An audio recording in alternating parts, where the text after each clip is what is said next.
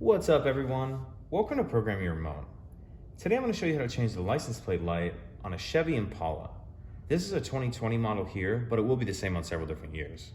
So the only tool you're going to need to do this is a flathead screwdriver.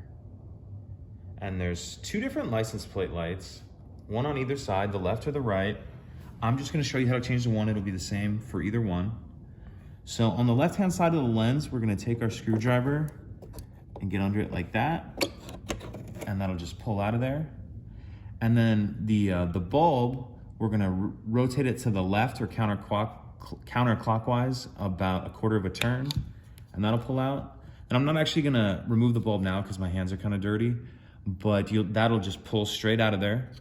So put your new one in, screw that back in about a quarter of a turn, and then this will just snap back into place. Pretty simple. If you have any questions, please let me know.